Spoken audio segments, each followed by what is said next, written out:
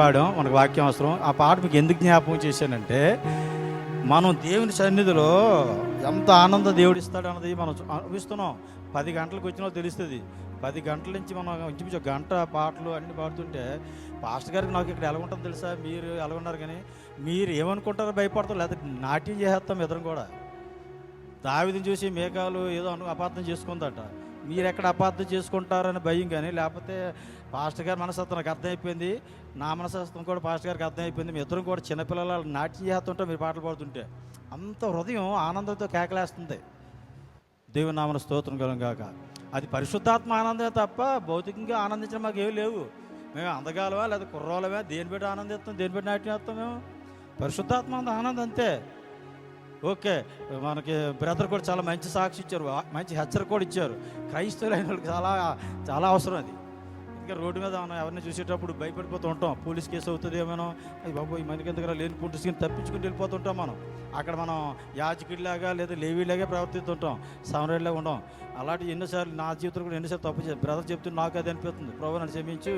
ఎన్నోసార్లు రోడ్డు మీద యాక్సిడెంట్ అయినప్పుడు ఏమో మనకెందుకు బాబు లేనిపోయిన బాధ, అందులో చేయడం మళ్ళీ మనాలు ఇరికిస్తారేమని అసలు మనకు నాలెడ్జ్ లేదు. అందరూ నన్ను ఉట్టినేనే మోహన్ చేస్తారు నన్ను అని భయపడిపోయి చాలా తప్పించుకెళ్ళిపోయి నేను కూడా సాక్షి చెప్తున్న నాకు బాధ అనిపిస్తుంది. కాబట్టి ప్రభు మనల్ని అందరూ క్షమించిన గాక. ఇటుపైన ఎప్పుడైనా మనం అలాంటి పనులు చేయకుండా ఏదో పని మన చేతన పని చేయడం అన్నది మనకు దేవుడు సహాయం చేయను గాక. అంటే బోధించే వాళ్ళకి ఉండిపోకూడదు, మనం క్రియల్లో చూపించాలి. అది అప్పుడే సమరుడిగా మనం పురుగువాడిని జాలిపోయి చాలా మంచి సాక్ష్యం బ్రదర్, ఇది మంచి హెచ్చరిక కూడా ఇచ్చారు. ఇక పాస్టర్ గారి గురించి నేను చెప్పక్కర్లేదు. బాప్తిసం యోహాను ఏం చేశాడు, ఎవరైనా ఆయన శిష్యులు ఇంకొకరికి అప్పచెప్తారండి? ఈరోజు పాస్టర్ గారు ఎవరైనా సరే ఆయనకున్న సంఘాన్ని కానీ ఆయనకున్న శిష్యులు కానీ ఎవరికైనా అప్పగిస్తారా? కానీ ఇక్కడే చూశాను ఈ పాస్టర్ గారిని, విఎస్పి రావు గారిని నేను చూస్తున్నాను ఇక్కడ ఈ సంఘంలో. ఎవరు కూడా ఏ సంఘంలో కూడా వస్తే ఎవరైనా వస్తే జత పని వాళ్ళు వస్తే జత పని వాళ్ళు గౌరవిస్తారు, పలహారం పెడతారు, భోజనం పెడతారు, కానుకలు ఇస్తారు. కాకపోతే ఓ పాట పాడండి, ఓ సాక్ష్యం చెప్పండి అంటారు. కానీ వాక్యం ఎవరు ఇప్పుడు ఇచ్చినా ఏ వాక్యం ఇస్తారు? కీర్తన ఏదో ఇస్తారు. అది ఎక్కువ కీర్తన ఇచ్చారంటే ఎక్కువని అర్థం, బాగా నమ్మకం ఉందని అర్థం. అలాంటిది మెయిన్ సబ్జెక్ట్ ఇవ్వడం అన్నది నేను ఆశ్చర్యపోయినటువంటి విషయం. అది అంటే ఇందాక నాకు మన బ్రదర్ రత్న గారు చెప్తున్నప్పుడు నాకు ఎన్న చాలా ఉన్నాయి. మరి అవన్నీ చెప్తే పాస్ట్ కానీ పొగుడుతున్నట్టు అయిపోద్ది, మళ్ళీ నేను పాడైపోతుంది. ఎవరిని పొగడకూడదు, మీరు నన్ను కూడా మమ్మల్ని కూడా ఎప్పుడు మీరు పొగడకండి, దేవుని స్తుతించండి మమ్మల్ని పెట్టి అంతే. అందుకని చాలా లక్షణాలు ఉన్నాయి, అన్ని బయట తీయట్లేదు నేను. కాబట్టి ఏదైనా సంఘం భవిష్యత్తులో అద్భుతంగా ఇక్కడ ఆశీర్వదింపబడుతుంది, సంఘం బ్లెస్ అవుతుంది, పరిచర్య కూడా దీవించబడుతుంది. ఎందుకంటే ఇక్కడ దేవుడు ఆత్మ నడిపింపు ఉంది, దేవుడి కార్యాలు జరుగుతున్నాయి. కాబట్టి దేవుని కుటుంబం అంతటి దేవుడు వాడుకుంటున్నాడు, పాస్టర్ గారు కూడా దేవుడు వాడుకుంటున్నాడు. కనుక నేను దేవుడిని స్తుతిస్తున్నాను. ఓకే పిల్లలారా, మనం వాక్యంలోకి వెళ్ళిపోద్దాం.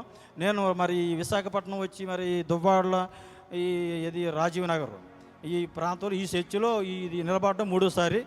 మొదటి ఆదివారం కీర్తన మీద ధ్యానం చేస్తాం, నా ద్వారా దేవుడు మాట్లాడాడు. తర్వాత ఆది మానవు నేటి మానవు బైబిల్ వర్షక్రమం అన్నది లాస్ట్ వీక్ ఆదివారం మనం ఇక్కడ స్టార్ట్ చేస్తాం సబ్జెక్టు. ఇది 1 నుండి 11 అధ్యాయాల్లో ఉన్నటువంటి సారాంశాన్ని లాస్ట్ వీక్ మనం డిస్కషన్ జరిగింది. అయితే ఇప్పుడు మనం చూస్తున్నటువంటిది ఇది 3వ వారం. ఈవేళ మరి ఆగస్టు 5వ తారీఖు 2024 తారీఖున ఈ రీతిగా మనం అంటే ఇదే ప్రార్థన అనుకోండి ఇంకా మనకి, ఎందుకంటే టైం లేదు, ఇప్పటికీ ఎక్కువ టైం అవుతుంది. మరి ఈ విధంగా మనలందరూ సజీవులు ఎక్కడి నుంచి దేవునికి వందనాలు. మరి ఆయుస్సు ఆరోగ్యం అవకాశం కల్పించిన దేవాదేవునికి వందనాలు. మీకు నాకు అందరికీ ఆ పరిశుద్ధాత్మ దేవుడు సహాయం చేయనుగాక. ఆమెన్.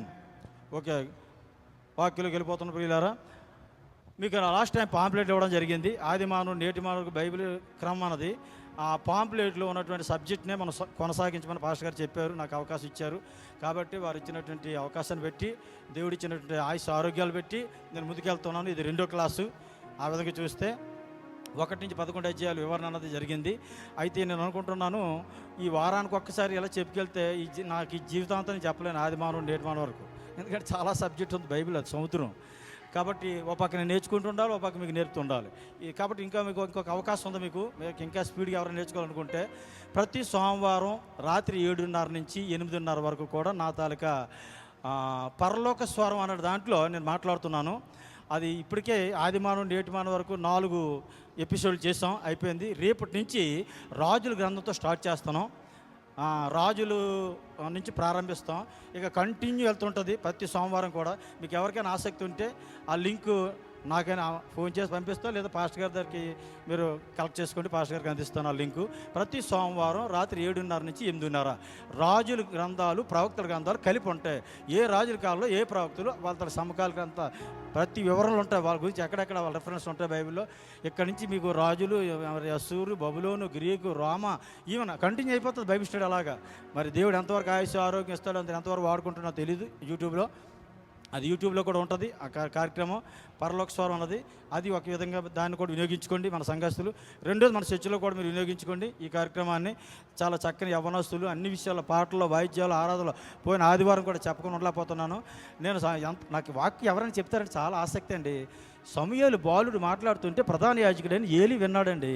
మనకి ఏమాత్రం అండి. కాబట్టి అలాంటి చిన్నపిల్లలైనా వాక్యపక్షాన్ని నిలబడుతున్నారంటే వాళ్ళకి ఎంత ధైర్యం అంటే, దేవుడు అంత ధైర్యం అభిషేకం ఇస్తే తప్ప వాళ్ళు నిలబడలేరు. మీరు ఎవరైనా చెప్పగలరా? యూట్యూబ్లో కానీ జూమ్లోకి చెప్తారా? ఇక్కడ ఏం చెప్తారా? చెప్పండి, పాస్టర్ గారు రికమెండ్ చేద్దాం, చెప్పిద్దాం. ఆ చెప్పే వరం, ఆ ధైర్యం, అభిషేకం కొంతమందికి ఇస్తాడు, అందరికి ఇవ్వడు. అది అలా చెప్పడానికి సమూయేలు బాబు ముందుకు వచ్చాడు, చెప్తున్నాడు అంటే నాకు చాలా ఆశ్చర్యం. పోయిన ఆదివారం అందుకే సరదాగా జాయిన్ అయ్యాను. అందులో ఇంగ్లీష్లో ఇంగ్లీష్లో వెళ్ళి పక్కన తెలుగు చెప్తున్నాడు. చాలా విషయాలు నేను నేర్చుకుంటున్నాను దానివల్ల. అది మీరు ఎవరు ఇబ్బంది పడరంటే పాస్టర్ గారు నేను జాయిన్ అవుతాం, అంకుల్ మీరు వద్దు మాతో ఎందుకు అంటే, మేము ఒకవేళ మేము జాయిన్ అయ్యి మూట్లో పెట్టాడు మమ్మల్ని, మేము ఏం మాట్లాడాం అసలు, కలుగు చేసుకోం. మేము కూడా మీరు అనుకుంటాం మీకు అన్ని వచ్చేసరికి పాస్టర్ గారికి సంతోషంగా. మాకు తెలియవలసినవి 90% ఉందండి. నిజం చెప్తున్నాను బైబిల్ పెట్టుకుని నేను రోజు దేవుని దగ్గర ఎడుతున్నాను. దేవుని నమ్ముకుని 24 సంవత్సరాలు అవుతుంది, కానీ 10% కూడా ఇంకా నాకు బైబిల్ రాదు. 90% ఇంకా నేను బైబిల్ నేర్చుకోవాల్సింది. ఒక్కొక్కరు ప్రసంగాలు వింటుంటే ఇన్నాళ్ళు బైబిల్ చదువుతున్నా, ఇవన్నీ ఇన్నాళ్ళు ఎక్కడ మరుగైపోతున్నారా బాబు అనిపిస్తుంది. కాబట్టి ఎంతో ఇంకా నేర్చుకోవాల్సి ఉంది. మరి ఆ ఆసక్తి మాకు దేవుడు ఇచ్చాడు, అవకాశం ఇచ్చాడు. కాబట్టి మరి ఈ విధంగా మేము ఆశపడుతున్నాం. మీరు అవకాశం ఇస్తే జాయిన్ అవుతాం, లేదు అంకుల్ మరి ఇలా వద్దంటే మిమ్మల్ని మాత్రం ఇబ్బంది పెట్టడానికి కాదు. యేసుప్రభు వారి శిష్యులు కూడా ఇలాగే అపార్థం చేసుకున్నారు. ఈయన మన గురించి అంటున్నారు, రొట్టెలు లేవని మనల్ని అంటున్నట్టున్నాడు ఆయన. ఏమయ్యా మీరు నన్ను వెంబడెత్తున్నారు, నా రాత్రి పగలు నాతో తిరుగుతున్నారు, మీరు అసలు మీ అన్ని త్యాగం చేసి నా మాటలు వింటున్నారు. ఆ పరిచయలు, ఆ సద్దుకేయులు, ఆ శాస్త్రులు ఎప్పుడు నా మీద నేరాలు మోపడం చూస్తున్నారు. వాళ్ళేదంటే అంత మిమ్మల్ని ఎందుకంటాను నేను? నన్ను వెంబడిస్తున్నందుకు ఎక్కడైనా మిమ్మల్ని అంటానా? నన్ను ప్రేమిస్తున్న, నన్ను ఆదరిస్తూ, నన్ను శారదీస్తున్న మిమ్మల్ని ఎక్కడైనా గాయపరుస్తాను నేను? మీరెందుకు అపార్థం చేసుకుంటాను నన్ను అలాగ అంటారు? యేసుప్రభు అదే గుర్తుందా సంఘటన మీకు? రొట్టెలు లేవు అన్నప్పుడు మనల్ని అంటున్నారా? ఆ రొట్టెలు నన్ను తినేసని తిడుతుంటున్నాడు అనుకో, బాబా మిమ్మల్ని అంటలేదురా, మీరు నా శిష్యుల సంగతి నాకు తెలుసు, మీ బలహీనతలు నాకు తెలుసు, మిమ్మల్ని ప్రోత్సహించడానికి మిమ్మల్ని అడ్డు పెట్టుకుని వాళ్ళకి ఇస్తున్నాను గద్దింపని చెప్తున్నాడు. ఓకే, మీరు కూడా పాస్టర్ గారిని కానీ నన్ను కానీ మన ప్రియులు రత్నకుమార్ గారికి ఇక్కడ వాక్యం చెప్పేటప్పుడు పాస్టర్ గారు ఎవరైనా ఇక్కడ అవకాశం ఇచ్చారంటే ఆయనకు నచ్చితేనే ఇస్తారు, అందరికి ఎవరు అది ఆయన సర్టిఫికేట్ చేసి వడపోసిస్తారు. కానీ అలాంటి వాళ్ళు మీ గురించి ఏదైనా చెప్పినా మా ఆత్మీయ తండ్రులు లేదా మా ఆత్మీయ తాలూకా నాయకులు, మా ప్రియులు మా గురించే చెప్తున్నారన్న భావంతో మీరు తీసుకోవాలి. ఇది మీకు మనకున్న సేవకులకి అంటే విశ్వాసకుల మధ్య అగ్రిమెంట్. ఓకే, ఇప్పుడు నేను వాక్యంలోకి వెళ్ళిపోతున్నాను డైరెక్ట్గా. లాస్ట్ వీకు ఆదికాండం 1 నుండి 11 అధ్యాయాల్లో ఉన్నటువంటి సారాంశం ప్రపంచ మానవులంతా తెలుసుకోవాలి అని చెప్పాను. ఎందుకంటే ఇవాళ ప్రపంచ మానవ జాతికి దేవుడు అంటే ఎవరో తెలియట్లేదు. దేవుడు అంటే ఎవరో తెలుసుకోవడానికి బైబిల్ అంతా చదవక్కర్లే.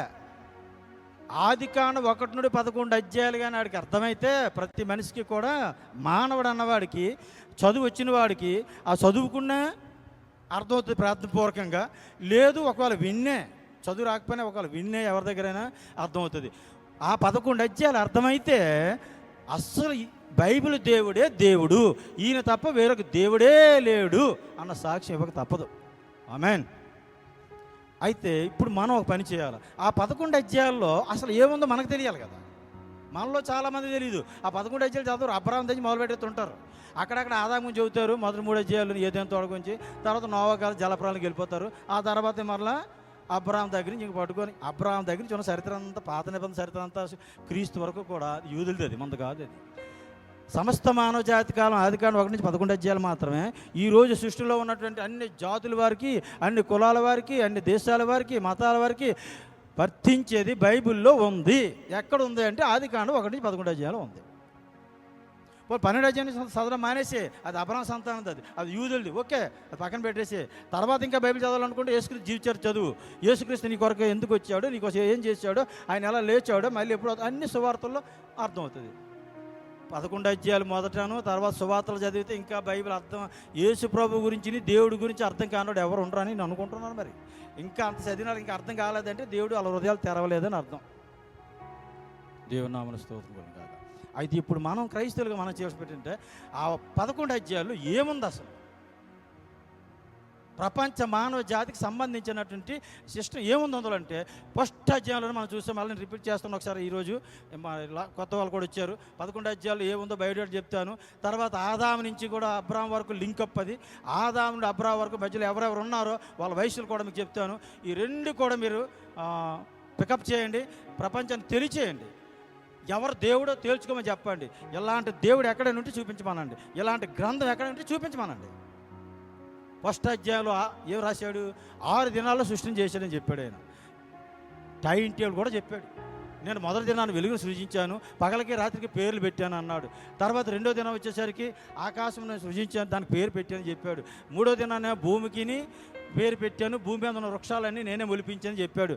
తర్వాత సముద్రాలు ఉన్నాయి కదా, అన్ని నీరన్నిటికి సముద్రాలు పేరు పెట్టని చెప్పాడు. నాలుగో దినం వచ్చేసరికి సూర్యచంద్ర నక్షత్రాలకి పేరు నేనే పెట్టాను, సృజించాను నేనే చెప్పాడు. ఐదో దినం వచ్చేసరికి ఏం చెప్పాడు? పక్షులు చేపలన్నిటికీ నేనే సృజించానని చెప్పాడు. ఆరో దినం వచ్చేసరికి ఏమన్నాడు? పురుగులు, తర్వాత జంతువులు, ఆ లాస్ట్లో నరులు కూడా నేనే సృజించాను. ఆ 27వ వచనంలో ఏమంటున్నాడు? 1:27 నరులు నా పోలికలో నా స్వరూపులో స్త్రీగాను పురుషుగాను సృజించానని చెప్పాడు. 28వ వచనంలో ఏమంటున్నాడు? ఆశీర్వాదం, మీరు ఫలించి అభివృద్ధి చెంది విస్తరించి భూమి నిండించండి, దాన్ని లోపరుచుకు తినేయాలండి, ఇది మీకు ఆహారం అని చెప్పాడు. ఇది 1వ అధ్యాయం. ఎంత చక్కగా నేనే చేశాను ఈ సృష్టిని, ఈ సృష్టికి నేనే పేర్లు పెట్టాను అని ఎవరు చెప్పగలరండి? ఎవరిని చెప్పండి. అలాగే చెప్పేవారు ఎక్కడ చూపించండి ఒకసారి. ఏ గ్రంథంలో అయినా సరే, ఏ దేవుడు అన్నవారు ఎవరైనా సరే ప్రపంచంలో నేను చేశాను ఆకాశం, నేను చేశాను భూమి, నేను చేశాను సృష్టిని, ఎవరు చెప్పలే. మానవుడు దారి తప్పిపోయి దేవుడు చేసిన దాన్ని దేవుడు అనుకొని సృష్టికర్తను మర్చిపోయి సృష్టిని పూజిస్తున్నాడు. దానికి దేవుడు ఏం చేస్తాడు?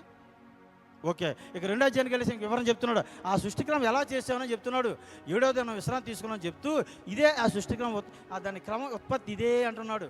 7వ వచనంలో 2వ అధ్యాయం ఏమన్నాడు? నరుడిని మట్టితో చేశానని చెప్పాడు. ఇంకా 18వ వచనం దగ్గర గెలిపేసరికి ఏమన్నాడు? స్త్రీని ఆ నరుడిలోంచి తీసి చేశానని చెప్పాడు. వీళ్ళు ఉండడానికి ఒక తోట, ఏదేమో తోట వేసాను తూర్పు దిక్కుని చెప్పాడు. అక్కడ ఈ సేద్యపరచుడికి కాచుడికి ఉంచాను, అన్ని ఫలవృక్షాలు తినమని చెప్పాను. కాకపోతే ఒక ఆజ్ఞ ఇచ్చాను, తినకూడదు ఒక ఆజ్ఞ ఇచ్చాను. ఏదైతే తినకూడదని చెప్పాడో అదే వీళ్ళు తిన్నారు కనుక తప్పటడిగేశారు. ఇది 2వ అధ్యాయాలు మనం చూస్తాం.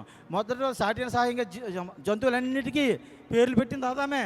ఆదాం దగ్గరికి ముందు సాటిన సహాయంగా వచ్చే, కానీ ఇది ఎవరు సాటిన సహాయం కాదు. ఇందాక బ్రదర్ చెప్పినట్టు సాటిన సహాయం భర్తకి భార్య, భార్యకి భర్త అండి. మనం అనుకుంటాం ఏదో కోపం వచ్చేదో అనేసుకుంటాం, కానీ అసలు దీన్ని అనవసరం పెళ్లి చేసుకుంటారు అనుకుంటుంది. కోపం వచ్చినప్పుడు భర్తకి ఆవిడేమనుకుంటుందంటే ఇలాంటి వాడు దొరికాడంటారా బాబు నాకు అనుకో. జీవితంలో పెళ్ళి అయిన తర్వాత ఏదో తప్పనిసరి అనుకుంటారు భార్య భర్తలు మాటలు, కానీ నిజంగా సాటి అని సహాయం అంటే వృత్తాపిలు గొత్తు తెలుస్తుంది. ఎవరి కాళ్ళు అందరూ అలాగే అనుకుంటాం. ఇప్పుడు నారి నారి అని పాటలు పాడాడు ఆదాం. మొదట బంగారు బొమ్మ అన్నాడు, ఆ తర్వాత ఏమన్నాడు? ఆ పాట మానేసి మాటలు మార్చేసాడు. జీవంగల ప్రతివానికి తల్లి అండి, ఇప్పుడు ఇంకా ఎంత అనిసాడు. అంటే మన సమస్యలు పెట్టాలి అయిపోతాం, కానీ సాటి అని సహాయం అంటే భార్యాభర్తలే. భార్యాభర్తలు ఒకరు హెల్ప్ చేసుకున్నట్టు ప్రపంచంలో ఇంకెవ్వరూ చేసుకోలేరు. దేవుని నామమున స్తోత్రం. అది అనుభవించే వాళ్ళకి అర్థమైన వాళ్ళకి తెలుస్తుంది. ఒకప్పుడు తృణీకరించినట్టు నేనే ఈవేళ నా భార్యను ప్రేమిస్తున్నాను. ఒకప్పుడు మహామూర్ఖుడిని, భార్య అంటే లెక్క చేసేవాడిని కాదు. అలాంటిది ఇవాళ భార్య విలువేటి నాకు బోధించాడు. ఓకే, ఇది అందరు దేవుడు బోధిస్తే అర్థం కాదు. నేను ఎందుకు వెళ్తున్నాను? 3 అధ్యాయాలు ఏముందండి ఆదికాండంలో? 1 అధ్యాయాలు ఏముందో చెప్పాను, 2 అధ్యాయాలు ఏముంది, ఏ అధ్యాయాలు ఏముందో చెప్తున్నాను. అవసరం మీరు రికార్డ్ చేసుకొని వినండి. మరలా ఇప్పుడు రాసుకోవడానికి మాత్రం చూడకండి, చేపెట్టి వినండి. అవసరం చాలా రికార్డ్ చేసుకోండి.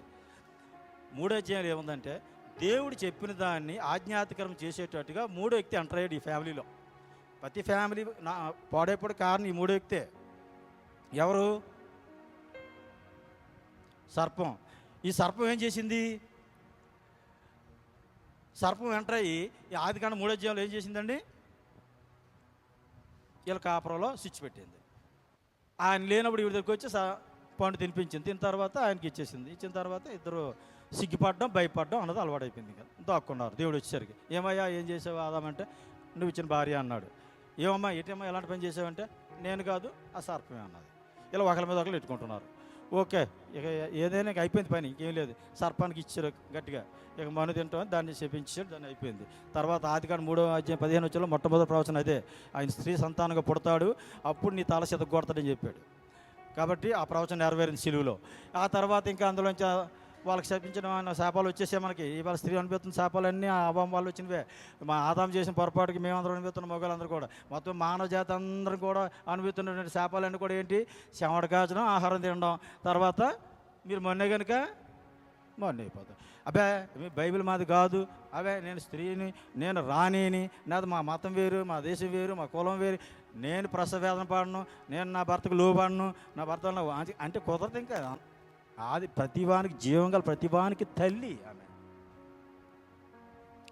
జీవంగల ప్రతివానికి తండ్రి ఆదాం. నేను ఆదాం సంతానం కాదు, అవాం సంతానం కాదు అంటే మనిషికి పుట్టినోడు కాదు అని అర్థం బండగా చెప్పాలంటే. కాబట్టి ప్రియులారా, మన అందరూ దాన్ని గ్రహించాలి, సత్యాన్ని. మానవ జాతి అంతా కూడా ఓకే, ఏదైనప్పటికీ ఈవేళ మరణం వస్తుందంటే ఆ రోజు ఆది మానవుడు ఆదాం ద్వారా మనకు వచ్చినటువంటి మరణాల్లో ఈవేళ దీన్ని తప్పించడానికి యేసుప్రభు ఆ దేవుడే నరుడిగా భూలోకానికి వచ్చి శిలువలో యాగం చేసి ఆ మరణాన్ని, ఆ నరకాన్ని తప్పిస్తున్నాడు. ఆయన ఏంది, అందుకే విశ్వాసం ఉంచమని క్రైస్తవులు శుభార్త అందిస్తున్నారు. ఆమెన్. ఓకే, ఇక ఆ తర్వాత ఏదైనా తోటలు ఇచ్చాడు, వాళ్ళని బయట పంపించేశాడు. బయట పంపించి ఇక కెరూబులు జీవరస్ కార్డని కాపులు పెట్టేశాడు 3వ అధ్యాయంలో. చర్మపు చొక్కాలు కూడా వాళ్ళకి చేయించేశాడు. ఇక ఆకులను తీసి పారేశాడు, ఒక రక్షణ ఏర్పాటు చేశాడు. ఇది 3వ అధ్యాయంలో. ఇక ఈ 3వ అధ్యాయంలో మనం ఏం చూసాం? సృష్టి నిర్మాణం చూసాం. ఒకటో పాయింట్ మనం అలా చూసుకుంటే మన పాంప్లెట్లో. తర్వాత ఏదైనా జరిగిన సంఘటనలు 2-3 అధ్యాయాల్లో చూసాం. మన పాంప్లెట్లో ఉన్న పాయింట్స్ అవే 5 సంఘటనలు, 2 అయ్యాయి. ఇక 3వ సంఘటన ఏమనుకున్నాం? ఆదాం కుటుంబం స్టార్ట్ అవుతుంది. కుటుంబం ఫ్యామిలీ ఎప్పుడే స్టార్ట్ అయ్యారు, వేరే పాలు పొంగించేశారు, ఎప్పుడే కాపురం పెట్టేశారు. ఎవరు? ఆదాం అవ్వ. పాలు పొంగించేసరికి పుట్టేసాడు మొదటి ఎవరమ్మా? కయ్యూన్. చాలా ముద్దుగా పుట్టాడు, చాలా బాగుండు అనుకునేసరికి వీడు ఎలా తయారాడంటే చేస్తూ వ్యవసాయం చేసి కొన్నాళ్ళకి ఏదో దేవుడికి అర్పణ. ఆ తర్వాత ఇంకో 2వ వాడు పుట్టాడు ఏబేలు. వాడు పుట్టి పెరిగి ఆయన ఏం చేశాడు? గొర్రెలు కాస్తున్నాడట. వీళ్ళిద్దరూ దేవుడికి ఏదో అర్పణ ఒకటికి వెళ్తున్నారు. కానీ దేవుడేమో ఒకళ్ళు తీసుకొని గొడవలు ఎట్టింది దేవుడేనండి మానవులకి. నిజంగా నేను చెప్తున్నాను, ఈ గొడవలు ఎట్టింది దేవుడే అని బైబిలే చెప్పాడు, నేను చెప్పడం కాదు. నేను గొడవలు పెట్టడానికి వచ్చాను అన్నాడు యేసుప్రభు. అత్తకి కోళ్ళకి అత్తకి తల్లి మీద కొడుకు మీద మత స్వార్థలు చదివారు ఎప్పుడైనా మీరు? గొడవలు ఎట్టడం అంటే దేవుని అర్థం చేసుకోలేక మీరు గొడవలు పడిపోతారని, అంతేగాని ఆయన గొడవలు ఎట్టడం కాదు దాని అర్థం. ఒక ఆయన అదే అడిగాడు, యేసుప్రభు గొడవలు ఎట్టడానికి వచ్చాను రాశారు కదా, ఆయన చెప్తున్నాడు కదా గొడవలు ఎట్టడానికి వచ్చానని. సమాధానం ఆయన ఏమన్నారు?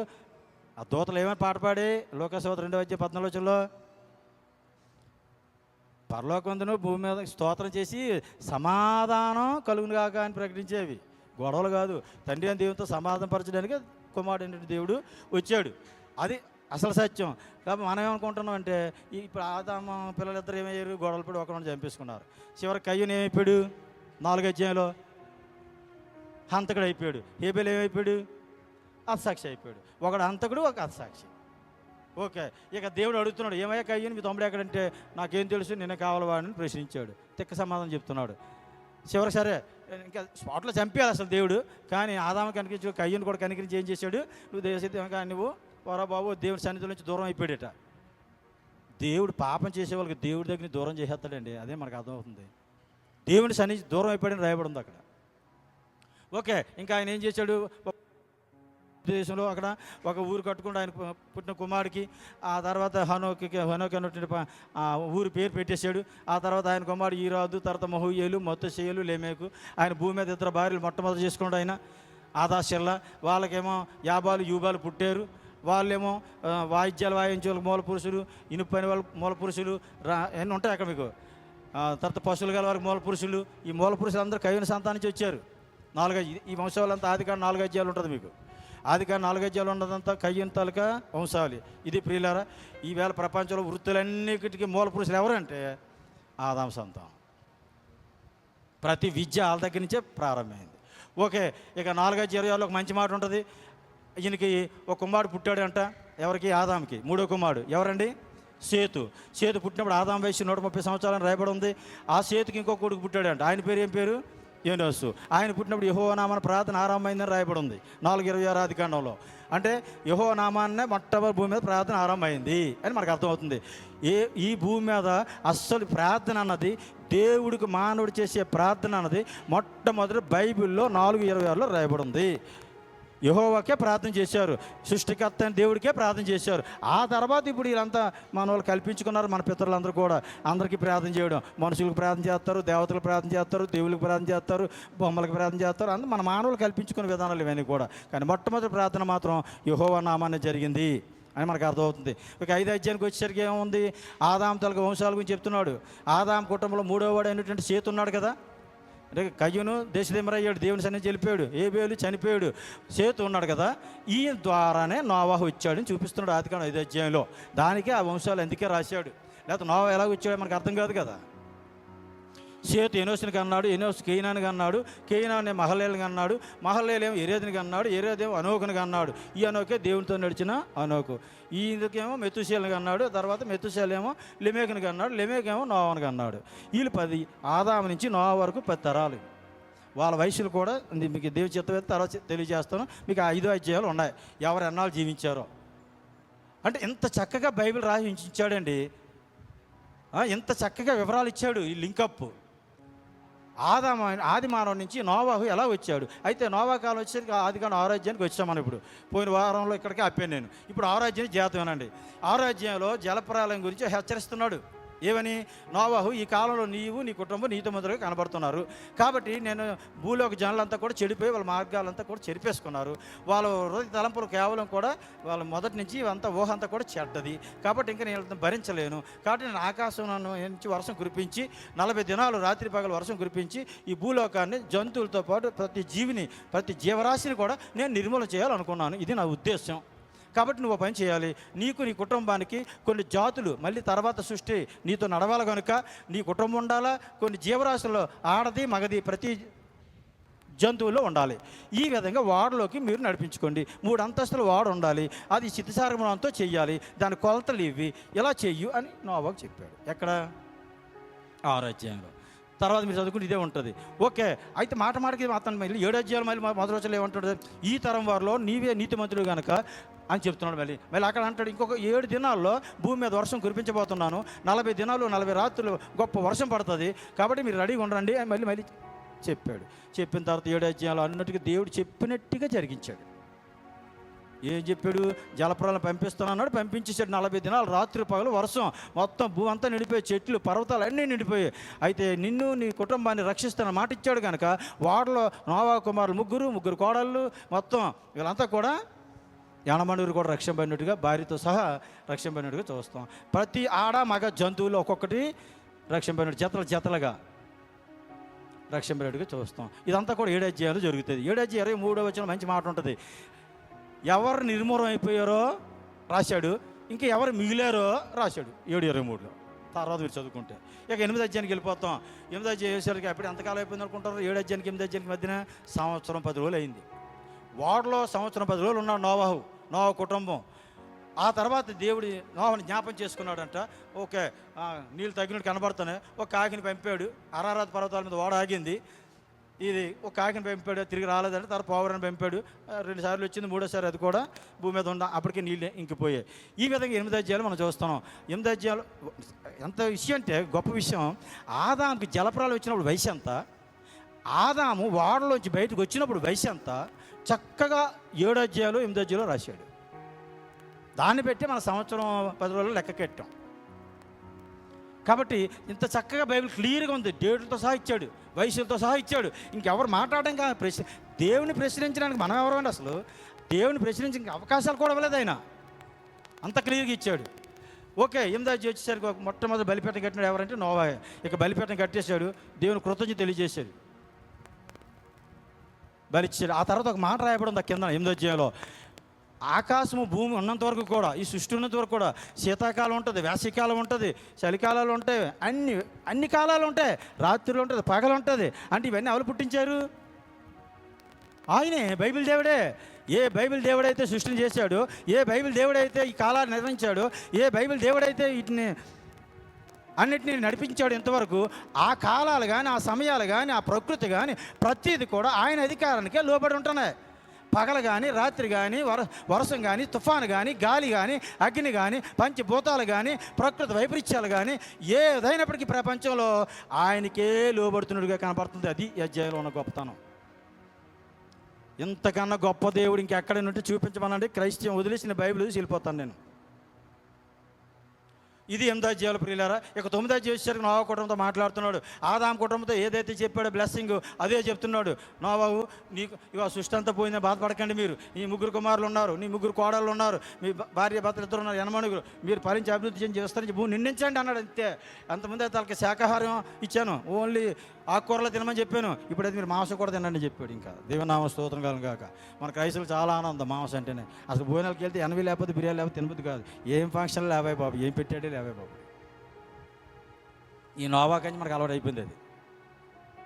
ఓకే, ఎక్కడి నుంచి మాంసాన్ని కూడా తిన్నాడు. అయితే ప్రాణం మాత్రం రక్తం కనుక రక్తం తాగొద్దు అన్నాడు. రక్తం మాత్రం విడిచిపెట్టి చెప్పాడు. ఓకే, ఇంకొక నిబంధన చేసి 9వ అధ్యాయంలో ఏమంటున్నాడు? నోవాహు, ఇంటి పైన ఎప్పుడు కూడా నాకు ఎంత కోపం వచ్చినా జలప్రాలంతో భూమిని నాశనం చేయను. కాకపోతే అక్కడక్కడ లేపేస్తాను నేను. నాకు బాగా ఎక్కడ వెళ్ళి మండితే అలా లేపేస్తాను నేను. వైజాగ్లో బాగా నా మండింది అనుకో, వైజాగ్ల మీద వైజాగ్ లేపేస్తాను. రాజమండ్రి మీద మండింది అనుకో, రాజమండ్రి లేపేస్తాను. అక్కడ సముద్రానికి ఆజ్ఞ చేస్తాను, ఇక్కడ గోదావరికి ఆజ్ఞ చేస్తాను. కానీ ప్రపంచం మొత్తం ఒకసారి నేను నాశనం చేయను.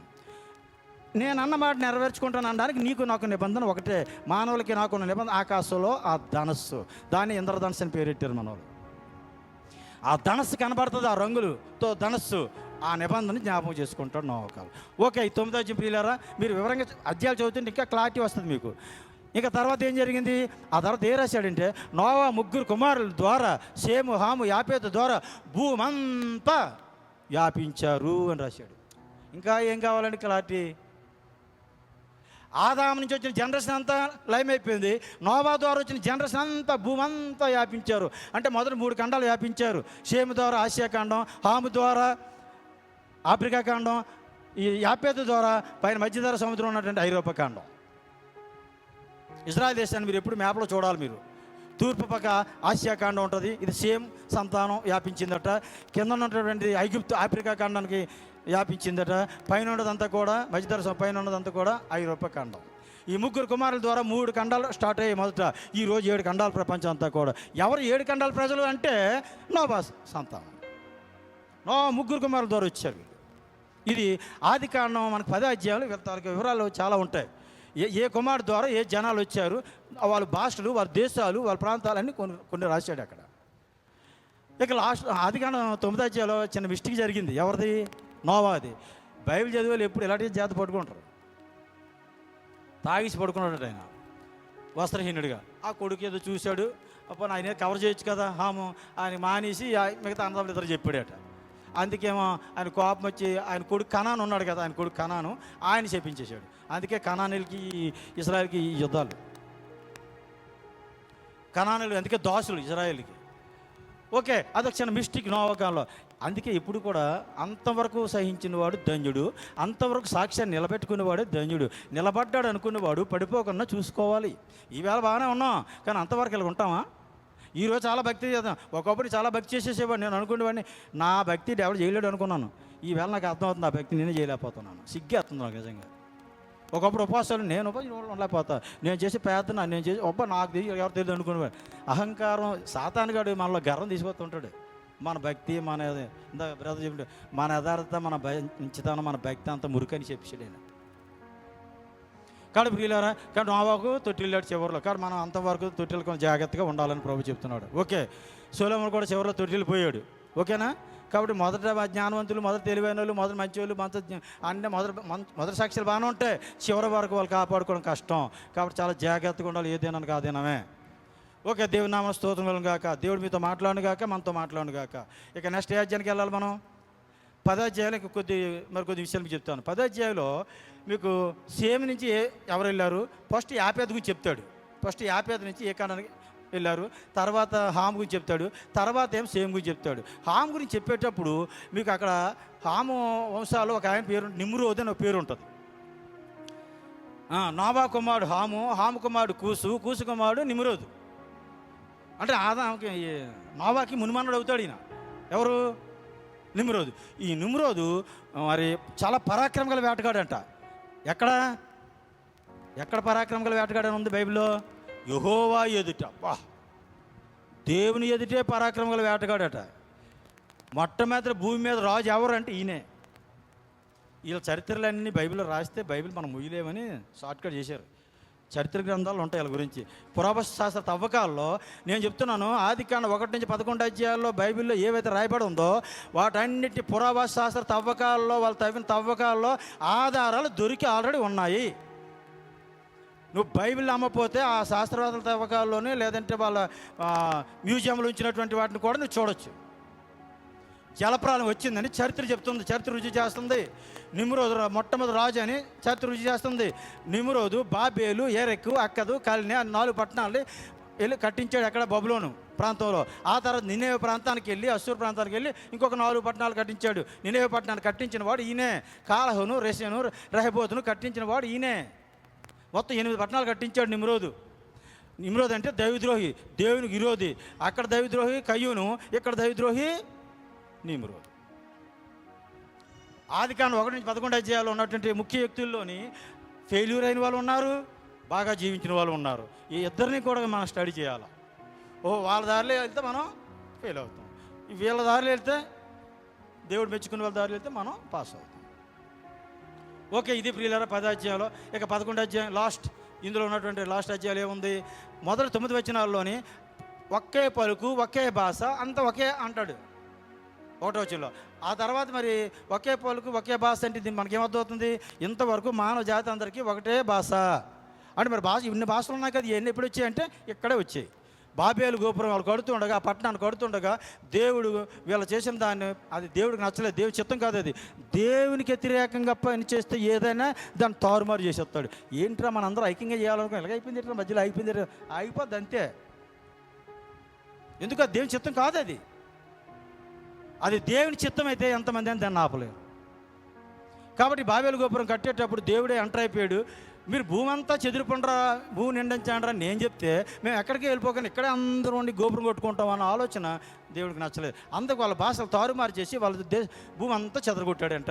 అప్పటి నుంచే దేశాలుగా విభజించబడ్డారు, అప్పటి నుంచే భాషలు పుట్టాయి, అప్పటి నుంచే ఈరోజు ప్రపంచం అంతా కూడా ఈ స్థితికి వచ్చింది. ఈరోజు ప్రపంచంలో ఉన్నటువంటి ఖండాలు కానీ, దేశాలు కానీ, భాషలు కానీ ఎప్పుడు ఇలా ఎవరు మార్చారు? అసలు ఎవరు ఇచ్చారు, సృజించారంటే బైబిల్ దేవుడే ఇచ్చాడు, బైబిల్ దేవుడే తారుమారు చేశాడు. ఆదికాండం 11 అధ్యాయం మొదటి 9 వచనాల్లో ఈ ఇన్ఫర్మేషన్ ఉంది. ఓకే, బాబేలు గోపురం కడుతున్నట్టుగా పురావస్తు తవ్వకాలు దొరికింది. అక్కడ శాసనాలు, అక్కడ ఉన్న ప్రతులు, అవి కూడా చరిత్రలో ఆధారాలు ఉన్నాయి.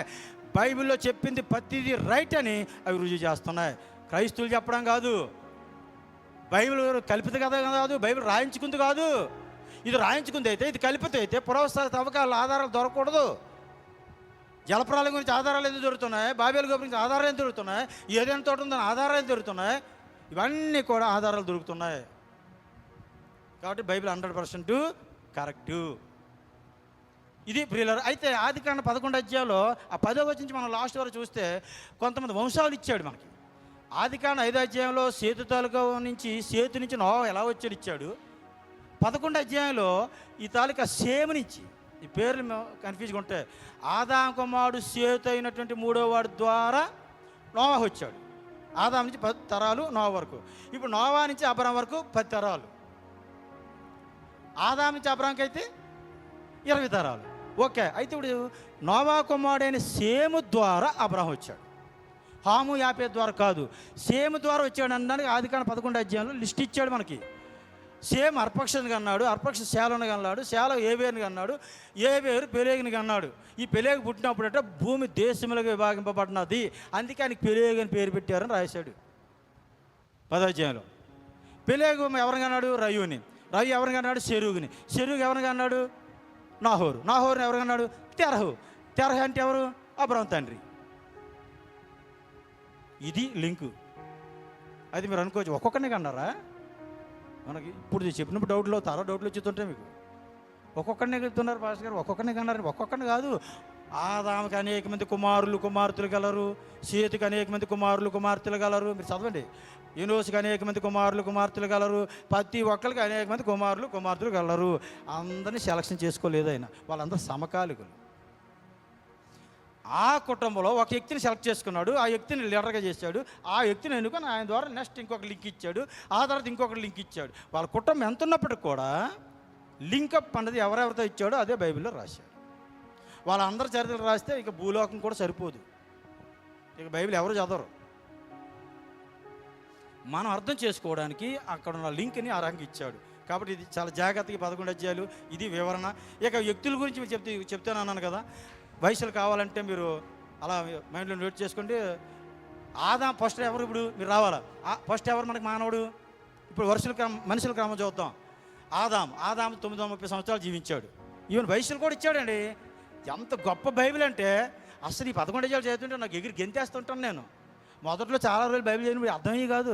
ఆ నీడిగా అన్నాడు ఈనాడు కానీ ఎందుకురా బాబు, ఎవరికంటే మనకి ఎందుకురా బాబు, ఈ తలకైనా మనకి చిరాకు ఉంటుంది చదువుతుంటే. ఈడిగా అంటాం అది మగవాళ్ళుగా అంటాం ఏంటి,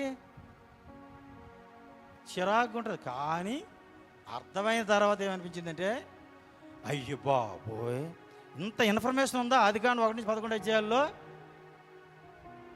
అద్భుత హైలైట్ అనమాట. ప్రపంచ మానవులందరూ తెలుసుకోవాల్సిన సబ్జెక్ట్ ఇది. 930 సంవత్సరాలు జీవించాడంటే ఎవరు? ఆదాం. ఇప్పుడు పాస్టర్ గారు ఉన్నారండి. పాస్టర్ గారు వాళ్ళ నాన్నగారి పేరు తెలుసా? బాబాలకి, సామ్యుల బాబుకి, మోసే బాబుకి తెలుసు. మీ తాతగారి పేరు తెలీదా? తెలుసు. మరి వాళ్ళ నాన్నగారి పేరు తెలుసా? తెలియదు. ఎవరోనంతే. మా అబ్బాయిలకి ఎవరికో తెలుసు. అసలు మా అబ్బాయిలకి అయితే ఇంకా వాళ్ళ తాత పేరు కూడా తాత పేరు తెలుసండి, ఎందుకంటే వాళ్ళ తాత బతుకున్నారు. వాళ్ళ నాన్న పేరు అలా తెలియదు. అంటే మనకి ఎవరికైనా ఎంతవరకు తెలుస్తుంది? 1, 2 తరాలు తెలుస్తుంది. అంతవరకు గుర్తెట్టుకుంటాం. ఇంకా వాళ్ళ ఫోటోలు కూడా తీసి పక్కన పారేస్తాం. ఇక వాళ్ళ పేర్ల గురించి మనకి ఎందుకు గొడవ. ఇక నా పిల్లలు రేపొద్దు నన్ను పోషించి ఉద్యోగాలు చేసి పోషించడం ఇదే కదని ఇక అమ్మ నాన్న పక్కన పెట్టేసి వాళ్ళు బయట తోసి ఇంక ఈ పిల్లలతోనే మనం రాత్రి వాళ్ళు గడుపుతాం. కానీ బైబిల్ ఏం రాశాడు? ఆది మానవుడైన ఆదాము 930 సంవత్సరాలు జీవిస్తే, ఆయన కుమారుడైన సేతు 912 సంవత్సరాలు జీవిస్తే, ఆయన కుమారుడైన ఎనోషు 905 సంవత్సరాలు జీవిస్తే, ఆయన కుమారుడైనటువంటి కేయినాను 910 సంవత్సరాలు జీవిస్తే, ఆయన కుమారుడు మహలేలు 890 సంవత్సరాలు జీవించాడు అని రాశాడు. ఆ తర్వాత ఆయన కుమారుడైన యెరెదు 962 సంవత్సరాలు జీవించాడు. ఆయన కుమారుడైన హనోకు 360 సంవత్సరాలు జీవించాడు. ఈయన దేవునితో నడిచిన హనోకు అని. ఆ తర్వాత ఆయన కుమారుడు ఇంకా ఎక్కువ జీవించాడు, మెతుషేల. అందరికన్నా భూమి మీద అందరికన్నా 969 సంవత్సరాలు జీవించాడు. ఆయన కుమారుడైన లెమేకు 777 777 జీవించాడు. ఆ లెమేకు కుమారుడే నోవాహు. జలప్రలయంలో బతికి బయట వచ్చాడు ఈయన. 950 సంవత్సరాలు జీవించాడు. ఇక్కడతోనేమైనా ఆగాడా బైబిల్లో? ఇంకా అబ్రాహాం వరకు ఇచ్చాడు లింకపు. ఈ తాలూకా ముగ్గురు కుమారులు సేమ్ 600 సంవత్సరాలు జీవించాడు. జలప్రలయం ముందు 90 సంవత్సరాలు జీవించాడు. జలప్రలయం తర్వాత మొత్తం 600 సంవత్సరాలు జీవించాడు సేమ్. ఆయన కుమారుడు అర్పక్షదు 438 సంవత్సరాలు జీవించాడు. ఆ తర్వాత ఆయన కుమారుడు షాలహు 433 సంవత్సరాలు జీవించాడు. ఆ తర్వాత ఆయన కుమారుడు ఏబేరు 464 సంవత్సరాలు జీవించాడు. ఆ తర్వాత ఆయన కుమారుడు పెలేగు 239 సంవత్సరాలు జీవించాడు. ఆయన కుమారుడు మళ్ళీ రయు 239 సంవత్సరాలు జీవించాడు. ఆ తర్వాత సెరుగు ఆయన కుమారుడు 230 సంవత్సరాలు జీవించాడు. ఆ తర్వాత ఆయన కుమారుడు నాహోరు 148 సంవత్సరాలు జీవించాడు. జలప్రలయం తర్వాత పుట్టిన వాళ్ళు వీళ్ళు. ఆ తర్వాత తెరహు 205 సంవత్సరాలు జీవించాడు అబ్రాహాం తండ్రి. ఆదాము దగ్గర నుంచి అబ్రాహాం వరకు ప్రతి పేరు ఇచ్చాడు, వయసులు ఇచ్చాడు. అవసరమైన వాళ్ళు 1-2 సంఘటనలు రాశాడు. అవసరం కాని వాళ్ళు పరిచయం చేసి వదిలేశాడు. ఇంత క్లియర్గా బైబిల్ ఉంది, ఇంత ఖచ్చితంగా బైబిల్ ఉంది. ఈ 11 అధ్యాయాలు మనం స్టడీ చేస్తుంటే ఏమనిపిస్తుంది, మనకి ఏమర్థమవుతుంది? అంతేకాదు లాస్ట్లో ఇంకొక అంశం కూడా ఇచ్చాడు. ఆదికాండం 11 అధ్యాయం లాస్ట్లో 26వ వచనం చూస్తే తెరహు కుటుంబం గురించి కూడా చెప్పాడు. తెరహుకు 3 కుమారులు అబ్రాహాం, నాహోరు, హారాను. వీళ్ళు ఏ ఊరు అంటే ఊరు అన్నటువంటి పట్టణం. వాళ్ళ ఊరి పేరే ఊరు. ఏ ఊరంటే తెక్క సమాధానం చెప్తున్నాడు రా. మీ ఊరి పేరు అడుగుతా. అదేనండి ఊరు. నేను అడిగింది మీ ఊరు అంటే అవునండి ఊరేనండి. అబ్రాహాం ఊరి పేరే ఊరు.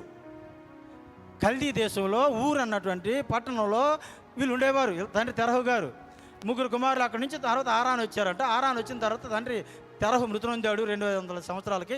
అక్కడి నుంచి కనాన్ దేశానికి వచ్చాడు అబ్రాహాము. తన భార్య సరాను తర్వాత లోతుని తీసుకొని 75 సంవత్సరాల వయసులో వచ్చాడు కనాన్ దేశానికి వచ్చేటప్పుడు. అంటే ఇది ఎంత మనం అబ్రాహాన్ని చూస్తాం, 12 అధ్యాయాన్ని చూస్తాం. అంటే ఎంతవరకు లింక్ మీకు ఇచ్చి వదిలేస్తున్నాను.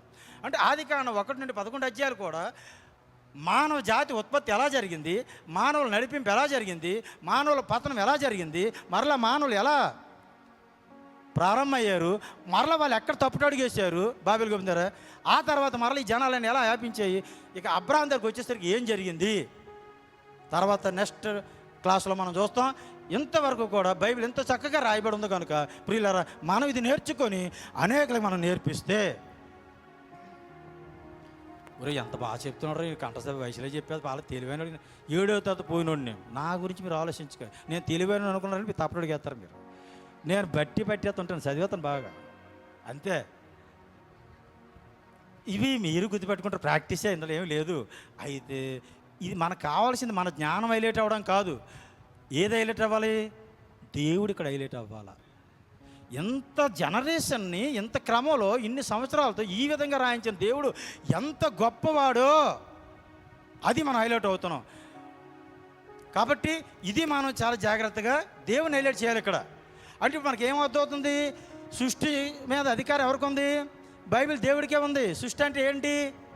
విశ్వంలో ఉన్నటువంటి ప్రతి దాని మీద కూడా బైబిల్ దేవుడికి అధికారం. ఆయన సృజించాడు, ఆయనకు పేర్లు పెట్టాడు, వాటిని నడిపిస్తున్నాడు, వాటిని కాపాడుతున్నాడు, వాటిని పోషిస్తున్నాడు, వాటిని చంపగలడు, బ్రతికించగలడు, ఏదైనా చేయగలడు. ప్రశ్నించడానికి మానవుడికి ఇంకెవ్వరికి హక్కు లేదు. ఇది మనకు అర్థమైంది ఈ 11 అధ్యాయాల్లో. ఓకే, ఇప్పుడు మనకి నేర్చుకోవాల్సిన పాఠం ఏంటి? నేను ఊహించేస్తున్నాను 5 నిమిషాలు. మనకి ఇంతకీ ఏంటి? మనకి నేర్చుకునే పాఠం ఏంటి? ఆదాములాగా మనం తప్పుటడుగు వేయకూడదు, అర్థమైపోయింది మీకు. కయ్యూనిలాగా మనం తప్పుటడుగులు ఇతరులు ద్వేషించడం, అసూయ అయి పెట్టుకోకూడదు. ఇలాంటి అసూయ పెట్టుకున్న సౌలు రాజు కూడా అలాగే అయిపోయాడు. ఇతరుల మీద ద్వేషం, అసూయ పెట్టుకోకూడదు. తర్వాత మనకి నిమ్రోద్ ఏమయ్యాడు? పదవీకాంక్ష, నాయకత్వ లక్షణం. ఈ ఎక్కడ తప్పుటడుగులు వేస్తారంటే స్త్రీ వ్యామోహం, నాయకత్వం, పదవి వ్యామోహం, ధన వ్యామోహం. ఈ 3 చాలా ప్రమాదం అండి, ఒక మనిషిని పతనం చేయిస్తాయి. అలా ఈ ముగ్గురు అలాగే అయిపోయారు. ఆదాము ఒక రకంగా అయిపోయాడు, కయ్యూను ఒక రకంగా అయిపోయాడు, తర్వాత నిమ్రోదు విరోధులు అయిపోయారు. అయితే దేవుడు మెచ్చుకునే వాళ్ళు ఎవరు లేరా ఈ 11 అధ్యాయాల్లో? ఏబేలు మంచి సాక్ష్యం అండి. చంపబడ్డాడు కానీ చంపలేదు. ఒకవేళ తిరగబడితే ఒక దెబ్బని కొడతాడేమో అలానే. క్రైస్తవుడా, నువ్వు తల దించుకొని వెళ్ళిపోవలసిందే తప్ప యేసుప్రభువే తల దించుకొని వెళ్ళిపోయాడు. ఎవరు తిరిగి కొట్టలేదు, తిట్టలేదు. అపోస్తులు ఎవరు తిరిగి కొట్టినట్టు ఎక్కడైనా ఉందా? పౌలు కానీ, ఈవెన్ మిషనరీలు కానీ, దైవభక్తిగా జీవించిన వాళ్ళు, దేవుడు ఏదో భయభక్తి గల వారు, దేవుడి కోసం సాక్షిగా జీవిస్తాను అన్నవాళ్ళు తలంచుకొని వెళ్ళిపోయారు. తిడితే కొడితే, తిట్టితే వెళ్ళిపోయారు, కొడితే వెళ్ళిపోయారు, తల దించుకొని వెళ్ళిపోయారు చేతగానులాగా. ఒకప్పుడు అందరిని కొట్టేవాడు, చంపేవాడు సౌలుగా ఉన్నప్పుడు. పౌలు అయిన తర్వాత కొట్టించుకున్నాడు, తిట్టించుకున్నాడు, తండించుకున్నాడు. అది క్రైస్తవం అంటే, అది క్రీస్తు అంటే. అది ఏబేలు తలక సాక్ష్యం. క్రైస్తవుడు ఆ రీతిగా ఉండాలని చెప్తుందా ఏబేలు తల సాక్ష్యం. ఇక నెక్స్ట్ హనోకు 360 సంవత్సరాలు 300 సంవత్సరాలు సంసారం చేస్తూ, భార్య, పిల్లలు, కుమార్తెలకు అంటూ సంసారం చేస్తూ దేవునితో నడిచాడట. 70 సంవత్సరాలు 80 సంవత్సరాలు ఆశిస్తేనే ఎప్పుడు తీసుకుపోతా ప్రభా, ఈ భార్యతో గయ్యాలతో ఏగలేకపోతున్నాను, ఈ కుటుంబంతో ఏగలేకపోతున్నాను, ఈ లోకంలో జీవించలేకపోతున్నాను, ఇంకా బతకాలా నేనని ప్రార్థన చేసేవాళ్ళు చాలామంది ఉన్నాం, నాలాంటి వాళ్ళు, మీలాంటి వాళ్ళు. అంటే ఇప్పుడు నేను అలా చేయలేదండి, ఒకప్పుడు అలాగే చేసేవాడిని. తీసుకుపోబోవా, నేను ఈ సంసారం చేయలేను, ఈ కుటుంబం నడపలేను, ఇక ఈ భూమి మీద బతకలు, నాలాంటి చేతగానోడు, నాలాంటి అమాయకుడు, నాలాంటి బుద్ధి, ఇక ఈ లోకంలో బతకడం కష్టం, ఇలా అంతా మేధావులు, విరక్తి అయిపోయింది జీవితం మీద. అలాంటి పరిస్థితి. కానీ హనోకు సంఘచరిత్రల జీవితం ఇంకా ఆశ్చర్యపోతారు. చాలామంది సన్యాసులు అయిపోయారు, పెళ్ళే మానేశారు వాళ్ళు. పెళ్లి చేసుకుంటే దేవుడికి ఇష్టంగా జీవించలేమని స్త్రీలు, పురుషులు అనేక మంది సన్యాసులు అయిపోయారు. ఆస్తులు ఇచ్చేశారు, ప్రభుత్వాలకి, సంఘాలకి ఆస్తులు ఇచ్చేశారు. హనోకు అలా చేయలే. సంసారం చేస్తూ దేవునికి ఇష్టడిగా ఉన్నాడట, దేవునితో నడిచాడట. నిజంగా ఆశ్చర్యకరమైన విషయం. అలా చేయగలిగిన వాడు ధన్యుడు, అలా చేయగలిగిన వాడు గొప్పవాడు. ఇంకా హనోకు ఇంకో దానికి మనకు మాదిరి కనబడుతున్నాడు. యేసుప్రభు మధ్యాకాశంకి వచ్చేటప్పుడు సంఘం ఏమవుతుంది? ఎత్తబడుతుంది. ఎత్తబెట్టేటప్పుడు మనం చచ్చిపోతామా? ఇప్పుడు సపోజ్ యేసుప్రభు ఇవాళ సాయంకాలం రేపు వస్తారు అనుకుందాం, ఈ నెలలో వచ్చేటప్పుడు యేసుప్రభుని విశ్వాసించే వాళ్ళందరూ ఏమైపోతారు? మార్పు చెందిపోతాం, కానీ చనిపోం. మనం మార్పు చెందిపోతాం అంటే మరణం చూడం మనం. ఎవరైతే ఇంతవరకు మన పితరులు నిద్రించారు కదా, వాళ్ళందరూ ప్రభువుని నిద్రించేంత లేస్తారు మొదట. తర్వాత మనం ఏం చేస్తాం? మార్పు చెందుతామని రాయబడింది. అంటే మనం చనిపోకుండానే ఈ శరీరాలు, ఈ శైమైన శరీరాలు అక్షయ శరీరాలుగా మారిపోతాయి. హనోకు ఎలాగ వెళ్ళాడు దేవుని దగ్గరికి? సంఘం ఎత్తబడ్డానికి సాదృశ్యంగా కనబడుతుంది. అంటే ఇప్పుడు మనం నమ్ముతామా? ఇప్పుడు నమ్మాలక్కర్లేదా? హనోకు 360 సంవత్సరాలు జీవించి దేవునితో మరణం చూడకుండా నడుస్తూ దేవునితో వెళ్ళిపోయాడంట. కొత్త నిబంధనలు ఏబేలు గురించి, హనోకు గురించి, నోవా గురించి సాక్ష్యాలు ఇచ్చారు అపోస్తులును యేసుప్రభువు కూడా. అంటే మనకు కూడా తప్పనిసరిగా ప్రభు రాకడలో ఈ పునరుద్ధానం అంది ఉన్నది, ఈ మార్పు అంది ఉంది. మనం కూడా యేసుప్రభుని విశ్వాసించి భయభక్తిగా జీవిస్తే ప్రభు ఎప్పుడొచ్చి మనం మార్పు చెంది వెళ్ళిపోతాం. ఏలియా ఒకరు అని ఒకరు మనకు ముందు ఉన్నటువంటి సాదృశ్యం. ఓకే, ఇంకొక వ్యక్తి ఎవరు మనకి మాదిరి? నోవహు. నోవహు కాలంలో మరి నువ్వే నీతిమంతుడు ఉన్నావు అంటే నోవహు కాలంలో ఎంతమంది ప్రజలు ఉన్నారు? అంతమంది. మరి ఎప్పుడు నీతిమంతుడు లేడు. ఆ ఒక్క కుటుంబాన్ని సెలెక్ట్ చేశాడు ఆయన. మరి దీని పేరు భార్య పేరు పిల్లల పేరు రాయలేదు కానండి. నిజంగా చాలామంది భక్తులు వాటి మీద కూడా డిస్కస్ చరిత్రలు తీస్తున్నారు. నోవా భార్య చాలా విధేయత గలది. నోవా కుమారులు ముగ్గురు చాలా విధేయత గలవారు. నోవా కోడళ్ళు ముగ్గురు చాలా విధేయత గలవారు. నోవాహు నీవు నీ కుటుంబమే ఈ తరం వారిలో నాకు కనబడ్డారు నా దృష్టిలో. ఇందా కీర్తన చదివేటప్పుడు ఉంది, యెహోవా ఆకాశాన్ని చూస్తున్నాడు, వాళ్ళు పరిశీలిస్తున్నాడు, దృష్టి పెడుతున్నాడు. భూమి మీద నరుల ఆలోచనలు ఎలాగున్నాయి, వాళ్ళ ప్రవర్తనలు ఎలాగున్నాయని. నువ్వు నీ కుటుంబం తప్ప ఇంకెవరు నాకు కనబడలేదా? నిజంగా ఆ కుటుంబం నిజంగా ఎంత భయభక్తి గల కుటుంబం. 2 కుటుంబాలు చూసాం మనం. ఆదికాండం 11 అధ్యాయాలు. మొదటి కుటుంబం ఎవరిది? ఆదాముది. రెండో కుటుంబం ఎవరు? నోవాది. ఆదాం కుటుంబం ఏమైంది? ఫెయిల్ అయిపోయింది. నోవా కుటుంబం ఏమైంది? పాస్ అయింది. కాబట్టి ప్రియులారా, ఈ ముగ్గురు మనకు మంచి సాక్ష్యం. ఆ కుటుంబాలు సాక్ష్యం. మనం ఇలాంటి వాళ్ళు మాదిరిగా తీసుకోవాలి. కాబట్టి మన జీవితాలు ఇప్పుడు ప్రభు కృపను పెట్టి పాడైపోయినటువంటి మన జీవితాలు బాగు చేయడానికి యేసు ప్రభు వారు వచ్చారు. ఆయన శిలువలో రక్తం కార్చారు. దానితో మన పాపాలు శాపాలను ఆయన మీద వేసుకున్నారు. మనల్ని ఉచితంగా నీతిమంతులుగా పరిశుద్ధులుగా తీర్చిదిద్దారు. కనుక ఇప్పుడు మనం జీవించడానికి మనకేంటి నొప్పు? ఇంతవరకు నువ్వు చేసిన పాపాలని నేను పట్ట నీ లిస్ట్ అంతా నాకు అంటున్నాడు ఆయన. ఎన్ని ఉన్నాయి? 1999. ఓకే, నేను కొట్టి పారేసాను, వెళ్ళి ఎక్కడి నుంచి నాకు కూడా జీవించన్నాడు. అంతే. అమ్మా, నీ పాపాలని నేను క్షమించాను, ఇకపైన పాపం చెయ్యకు అని చెప్పాడు వ్యభిచార స్త్రీతో. కాబట్టి ఈరోజు మనం ప్రభు శిలువలో మన కోసం ప్రాణం అర్పించినటువంటి ప్రభుని అంగీకరించాం కనుక యెహోవా దేవుడు గల జనులు ధన్యులు అని ఉంది. ప్రభునందు మృతులు ధన్యులు, ప్రభుని కలిగి వారు ధన్యులు అని బైబిల్ చెప్తుంది. మనం ధన్యులం. ధన్యకరమైన జీవితం, నీతిగా యథార్థంగా న్యాయంగా మనం ప్రభుని పెట్టి ప్రభు శక్తిని పొందుకుంటూ ప్రభుని ఆత్మను పొందుకుంటూ ప్రభు కొరకు మనం జీవించినట్టయితే ఇష్టంగా అద్భుతంగా మనాల పెట్టి ఈరోజు నీకున్న శత్రువులందరూ మిత్రులుగా మారిపోతారని చెప్పాడు బైబిల్లో. సామెతలు 16:7లో నీ ప్రవర్తన యెహోవాకు ప్రీతికరంగా ఉన్నట్టయితే నీ శత్రువులంతా మిత్రులుగా మారిపోతారని చెప్పాడు. ఈరోజు శత్రువుగా కనబడతారు కానీ భవిష్యత్తులో అంతా మనకు మిత్రులు అయిపోతారు. ఆమేన్. దేవుడు నామన స్తోత్రం కలుగును గాక. కాబట్టి ప్రియులారా, నేను ముగిస్తున్నాను. ఇక మనం నేర్చుకోవాల్సింది ఏంటంటే 1 హేబేల్, 2 హనోకు, 3 నోవాహు. ఇలాంటి క్యారెక్టర్స్ని మనం ఎంచుకొని వీళ్ళ ముగ్గురు, ఈ 11 అధ్యాయాలు వీళ్ళ ముగ్గురు దేవుడికి ఇష్టంగా నడిచారు. దేవుడికి మంచి సాక్షి ఇచ్చాడు కొత్త నిబంధన బైబిల్ గురించి.